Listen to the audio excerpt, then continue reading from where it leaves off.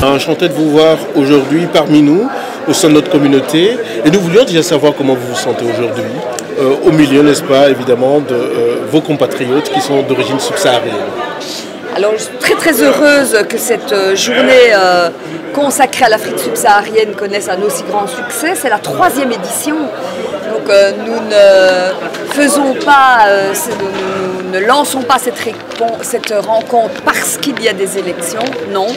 Notre volonté, c'est une fois par an d'entendre les demandes précises de nos compatriotes d'Afrique subsaharienne et l'année suivante de faire le bilan des actions réalisées pour répondre aux engagements. Donc voilà, moi je suis en même temps très heureuse et puis très intéressée de ce qui a été dit dans les ateliers par rapport aux attentes.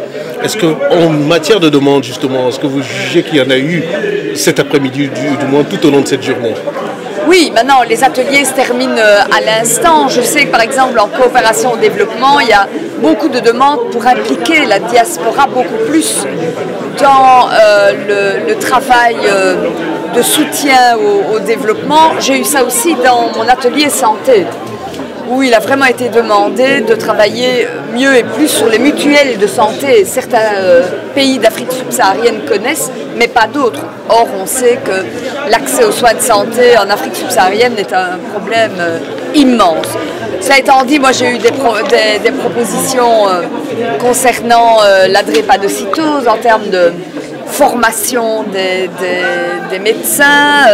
J'ai eu des demandes concernant l'Office des étrangers pour qu'on reconnaisse beaucoup plus et mieux certaines maladies qui permettent d'éviter le retour au pays. Donc nous avons aussi parlé de l'Ebola, nous avons parlé de l'accès aux soins de santé en Belgique.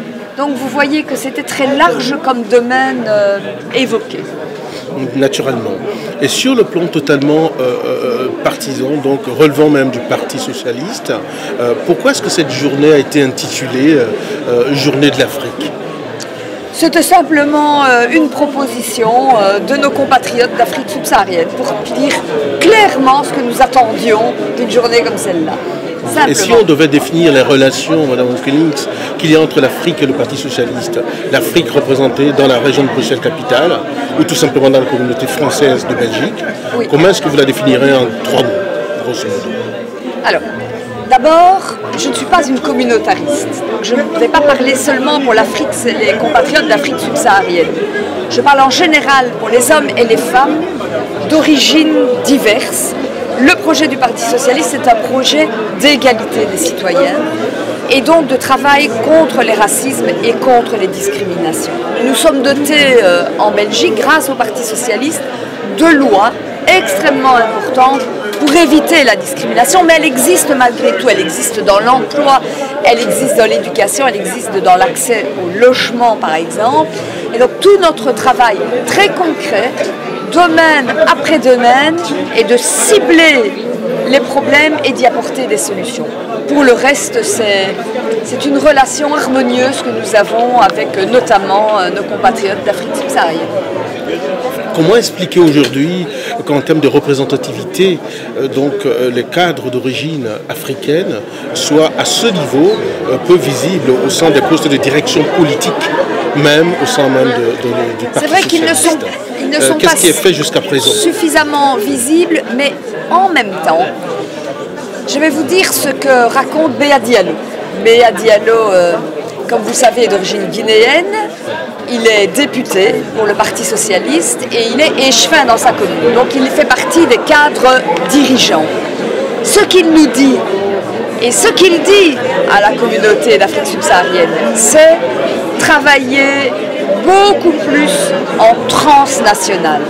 Qu'on arrête de se diviser entre Congolais, Guinéens, Maliens, enfin bon, bref, qu'on regarde beaucoup plus la représentation en Belgique de l'Afrique subsaharienne. Travaillons par exemple sur un centre culturel, travaillons sur des rencontres transnationales et nous serons beaucoup plus forts pour exercer des responsabilités au niveau politique, au niveau social et au niveau économique.